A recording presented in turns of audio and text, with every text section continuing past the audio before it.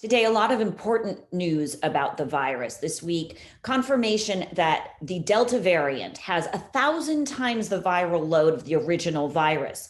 A federal vaccine mandate is imminent, and a former head of the CDC says that at the current rate, within 4 to 6 weeks, here in the US, we could see 200,000 cases a day. This is one reason the CDC has now advised that everyone start wearing masks indoors. That's the vaccinated as well as the unvaccinated. To discuss all this, I'm joined by one of the people who has been a leading voice throughout the pandemic. Dr. Eric Topol is an American cardiologist, scientist, and author. He is the founder and director of the Scripps Research Translational Institute and a professor of molecular medicine. Dr. Topol, thanks so much for being here and for sharing so much information throughout this pandemic. I'd like to talk first about the Delta variant, and specifically, could you explain to us what does it mean when we say it has 1,000 times the viral load? Right. So it's the viral load pertains to what the mass of virus that we harbor in our upper airway, basically the nose, nasal mucosa.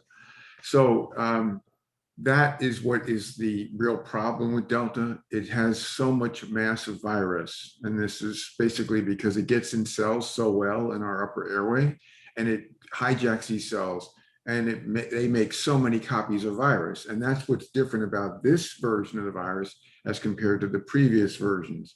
And that's what's causing all this spread. And it's the dominant version of the virus throughout the world now, not just in the United States. Does that mean it's more contagious? Absolutely, but not 1,000-fold more contagious, but it's far more contagious than the original COVID that we saw at started the pandemic, and more than any prior variant that we'd seen. So you write in a recent piece that Delta will be about 99% of infections in the next couple of weeks, and a real formidable fall is ahead if we don't do enough to ante up. What does doing enough look like? Right. Well, it's already well over 93%. So it's just a matter of days when it'll be virtually all infections in this country will be Delta variant. So what can we do? Well, if you're vaccinated, that's great. That's the foundation, of course. But the problem is that this is so transmissible, so contagious that it's not just enough in all circumstances. I call it the Delta stress test. You don't want to give your vaccine a stress test by going indoors for any length of period and having people sharing the same air with people who could be unvaccinated, infected, vaccinated, and in their phase before they manifest symptoms. So you just basically want to keep a mask on, a high quality mask, avoid crowds, avoid gatherings. If you're going to be indoors, try to get the ventilation up as much as you can. All the things that we knew before we had vaccines added to vaccines is a synergy. It's the best case scenario. So let me go through a couple of things I keep hearing anecdotally and ask you the science of it. Is it correct that Delta seems to manifest more quickly? If you get the virus, you start getting symptoms more quickly. That's right. It's what we refer to as a shorter incubation period. But still, instead of 3 to 5 days, there's a couple of days in there where you don't know that you have it, and you still could pass it on to others. And so, yes, it is definitely a more rapid. The 0 to 60 acceleration in this virus is faster than any prior version that we know. And is it correct that I understand vaccinated people are contagious? Is it always, often, or rarely? Rarely. So as we're learning, the prior variants, almost no contagiousness of people who were vaccinated and had these unusual breakthrough infections. But this is different now with Delta. It's much more formidable, as we've reviewed. And so not only are the breakthrough infections somewhat more common, but then there's this capability of transmission. It's not at all common, but it's occurring for sure. It's clearly occurring in people who develop symptoms of breakthrough after vaccination, but it's also in those people in the days before they develop the symptoms. So we can't count vaccinated people as being not transmitters anymore. unfortunately. It's still unusual, but it is happening. Okay. Then speaking specifically about the vaccinated, what is the likelihood of some of them are getting symptoms? Have you seen cases where they're getting quite sick or even hospitalized? Is there death? That's extremely rare. Yeah. So the vaccines are holding up amazingly well to prevent death. For the vaccinated people, the risk of dying is 1% or less. It may go up a bit more as we experience this Delta wave fully in the weeks ahead, but it shouldn't go up much more, at 2% at max. But the risk, of course, unvaccinated is tenfold that, at least. That is, it's a huge difference. So hospitalizations are still markedly different. I mean, at least the number of people who are hospitalized vaccinated is a tiny fraction compared to those who are unvaccinated. So, there's no question about the benefit of the vaccines and the vulnerability of people who have not yet been vaccinated. But with Delta, because we basically have flipped the model. That used to be, we kept talking about herd immunity, population level immunity, and that was meant that the people, if a majority, 70% or more of people who were vaccinated would protect the others who weren't vaccinated. But what we have is this flip where there's so many unvaccinated people, half of Americans, essentially, 51%, that they are getting infected, and then they are basically getting the vaccinated people, some of them infected. And of course, there's even a little small group of people who are transmitting among vaccinated. So it's a flip. It's unfortunate. We wouldn't have this if we had a very high proportion, like what we're seeing in Vermont or San Francisco, where you have 67, 69% of the population vaccinated. We wouldn't be seeing this.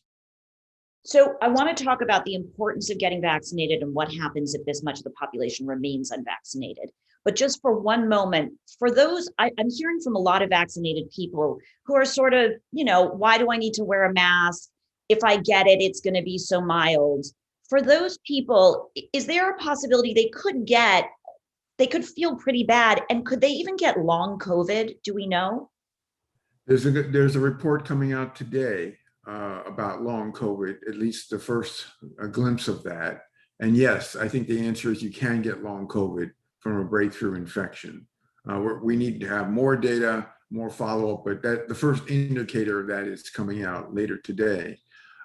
So the point is you say, well, I'm vaccinated. I don't care if I get this Delta infection. Wrong. The reason it's wrong is you don't know you're going to have a mild infection. We've seen severe infections. They're not common. And there's this issue of long COVID. And there's a possibility you could transmit to your family or your friends and network. So no, you want to avoid it. And the mask is added protection. So to just get through the next 6-8 weeks, this wave will pass. It's not wearing a mask forever, but let this thing go by without being part of the problem. And a vaccine with a mask, a tight-fitting mask, is the best way to go. Great. One short follow-up question on that. Do you have to have a severe case to get long COVID, or is it possible to be asymptomatic and still have follow-on effects later? Well, interestingly, most of the long COVID is in mild cases. So the person has the illness, it's relatively mild, and then weeks later, it's back and they're getting debilitated. It can rarely occur with no symptoms, but it does. And it's not necessarily long COVID worse with severe. It's actually the mild to moderate cases that account for most of long COVID problems. Okay, let's stay on the vaccinated before we move to the unvaccinated. Questions from the audience. If a couple, let's say they're vaccinated, but they live with little kids who can't yet get the vaccine, how should they behave during this surge? Well, if the whole family and all the people that are connecting with the children are vaccinated, that's basically like a bubble of herd immunity for those kids. The best way right now, because we don't have vaccinations approved for age less than 12, is just cover the waterfront of people who are vaccinated. That's the best we can do. Outside of that, children are very low risk, but they're protected if their parents and all the other adults that they connect with, teenagers, if they're all vaccinated, they're going to be in very good shape. Someone wrote me, should I pull my 7-year-old out of camp? I wouldn't necessarily do that, but the question is, if this camps being outdoors, outdoor risk is still very low, even in this Delta variant. I think we have to be prudent with kids because we don't want to, make their lives miserable, and we have to just be careful about, going overboard here. But every parent, every situation, needs their level of tolerance of risk. You can't make a statement that's, good for everyone. But for the most part, kids are insulated from COVID. There are some that obviously get very seriously ill, but the risks are quite remote. A fair number of people have gotten the J&J vaccine, and some of them want to know, would it be prudent for them to get at least one shot of an mRNA vaccine would that offer more protection, and is it wise? That's a really great question that keeps coming up. My guess is that's where we're headed, but we don't have the data yet. We only have the combination of the AstraZeneca vaccine plus the mRNA, which looks terrific. It actually looks better than 2 mRNAs for the immune response. That just came out this week. And we do know that J&J is a so-called adenoviral vector vaccine. It's a lot like AstraZeneca. So by trying inference, you would suggest that, yeah, you're going to benefit from mRNA vaccine. But the question is, should everybody do that? When should they do that? We don't have those answers yet. If you're an immunocompromised person, it would be really a good idea if you can get an mRNA vaccine on top of a J&J, because it's where we're headed based on, these inferences from the AstraZeneca. The problem with the J&J, and a lot of people, ask me about this, what's the data? Well, they just have been very weak in getting data out. I have to say, they've been out long enough. We should have that data, and we don't. It's a problem. On that note, the Pfizer released data, I believe today, saying that a third booster shot from them does confer significant additional protection. What's your view on, do you believe we'll get a third booster shot for everyone before year's end in the US? No, I don't think we're looking at a booster for everyone this year. And the question is, in the future. So the data that was released today was part of the Pfizer financial report, the same report that they indicated that their revenue from the vaccine this year is $33 billion. And now they're saying, oh, everyone's going to need a booster. So, you want to be a little cautious about this, okay? I mean, they've done a great service to get the vaccine out and the trials and the data. And they also published their 6-month data from the original trial today, which was very impressive for prevention of severe illness, 97% all the way out past 6 months, which is great. But the booster data that they talked about today, and there's a chart in their report, is based on 23 people, where it's just neutralizing antibodies. And it's, the younger group and then the older group over age 65. And it shows that, yeah, you get a boost of neutralizing antibodies. Okay, but does that translate into more effectiveness, prevention of breakthroughs? Maybe, maybe not. If you had to make a bet, it would be the advanced age folks that might benefit from a booster sooner. But we don't have that resolved yet. And, when Pfizer makes these statements about needing a booster, you got to put that in context. Right? I mean, that's not who you want to trust about whether you need to have a booster. We need data. We believe in data, and it doesn't exist yet. And those 23 people in their report is not compelling. Okay, that's really helpful. Thank you. Let's talk about the vaccines. First, do you have a sense when you think younger kids will be eligible for the vaccine? You mean less than age 12? Yeah. Yeah, I mean, we're looking at sometime late fall. The FDA is moving, like molasses in the winter right now. So, we should have had full approval by now. Should have had it by last month in June. That was the forecast by those of us who've been following this closely. But no, I mean, maybe it will be done in October, November. It should have been done ideally before school. This wasn't really the FDA fault. This was actually the company's fault with respect to getting the trials done quickly. They're not done yet. So we can't blame the FDA. The problem is the FDA review of the data is what we have to guess how long that will take. And it could be November, we just don't know, but it'll be this year. So some people who are vaccine skeptics or have vaccine skeptics in their family ask me, why hasn't the FDA just given full approval? That would help get some people over the hump. For those people, can you just explain the process bureaucracy aspect of this, or is there concern about that? The right word is bureaucratic, probably, rather than bureaucracy. And the reason why I say that is, I wrote the New York Times op-ed about this topic.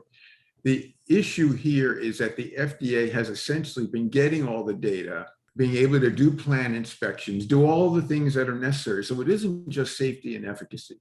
They have to review that the manufacturing details, all the aspects of production. They have to review that it's sound, it's high quality, every batch and all that kind of stuff. Well, that started in December because we're in this crisis, not the usual thing where, a truck shows up to the FDA with hundreds of thousands of pages and they have to start reviewing it. It takes 6 months to a year. No, this was going on all along.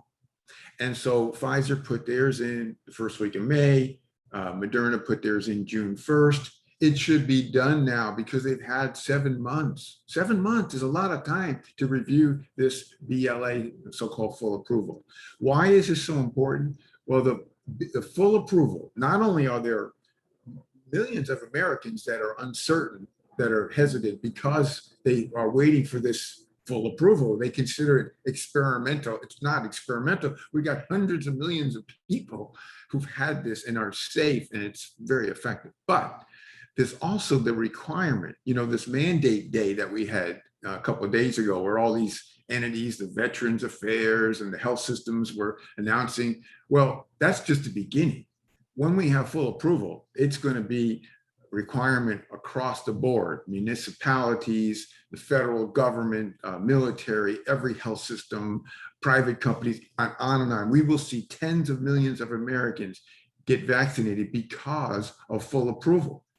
It's just unfortunate. It could have been done before this Delta wave. It would have preempted a lot of suffering, but that's on the FDA. That's on them. For the people who are skeptical, you raised something where you said this has been widely tested and studied. One of the things I hear often from people who are nervous is it's happened so fast. Can you just give us your explanation? Can you help people understand in context, if they hear about a friend's friend who had some crazy side effect, how many people have gotten the shot? How widely studied has this vaccine been? This is the most widely studied biologic in the history of the world. Okay, there's nothing that's been studied like this. I mean, we have now hundreds of millions of people who had the mRNA vaccines and similar for the other vaccines.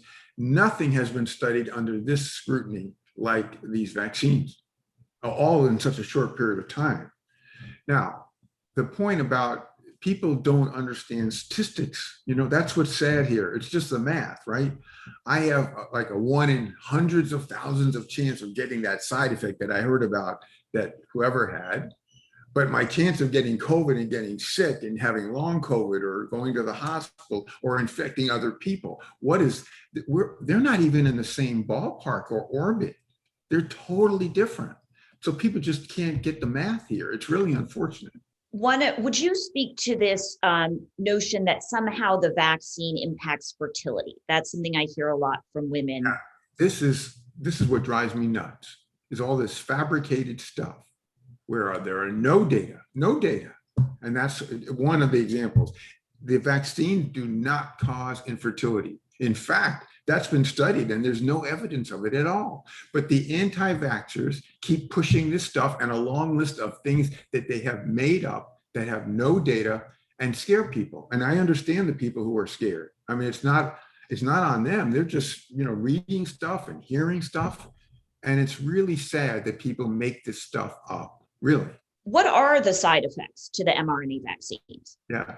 Well, besides the early phase, in the days where you would have the first dose, the muscle, arm soreness, and then, the things like fatigue and headache and flu-like illness in the second dose predominantly, but it can be also in the first dose, especially if you've had COVID unknowingly or knowingly.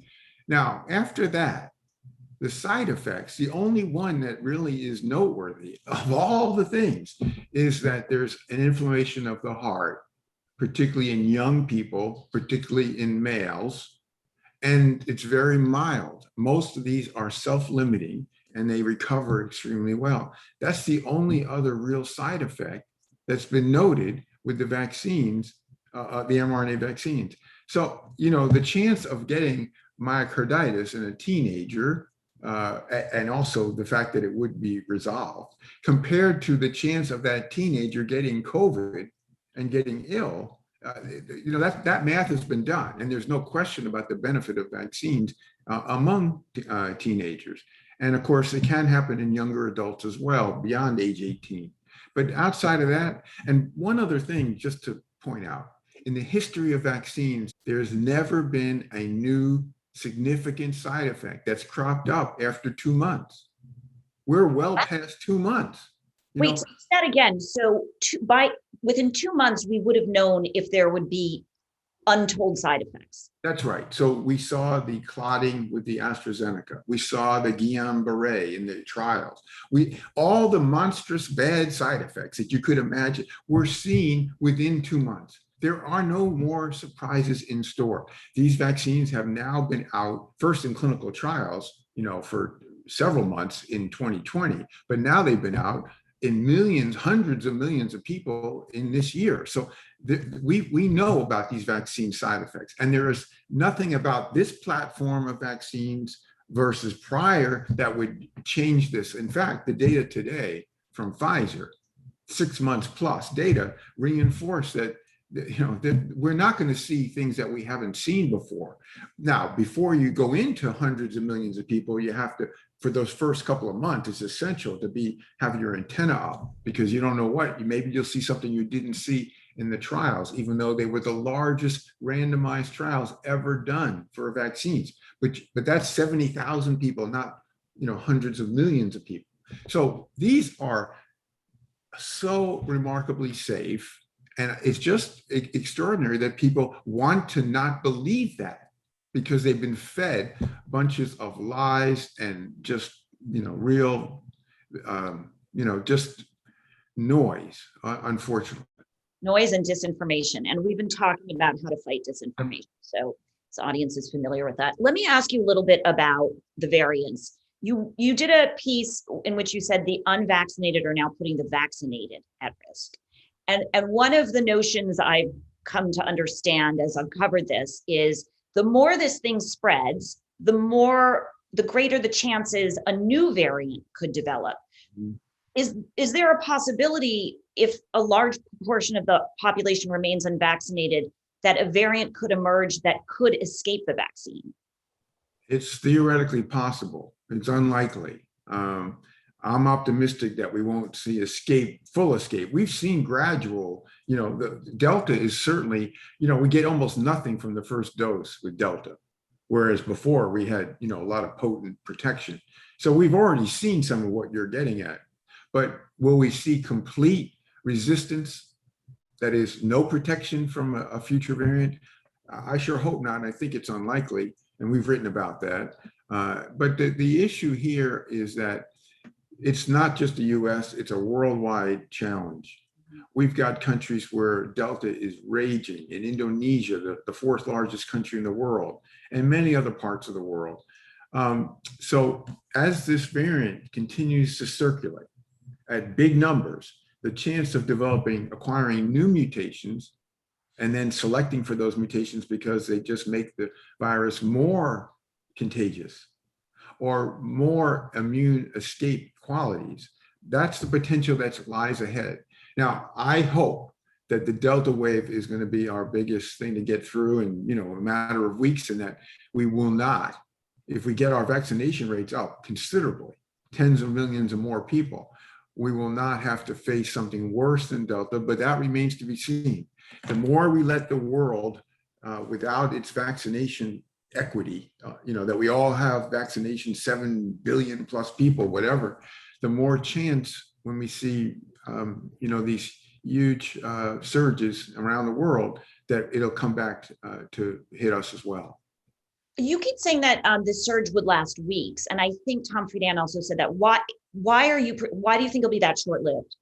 Yeah, well, I've been studying the patterns, not just in the United Kingdom, but if you look at all the places that have been through a Delta surge, so you can look at, South Africa, Tunisia, you name the place that's been through a Delta surge, Netherlands, it goes up abruptly and comes down abruptly, right?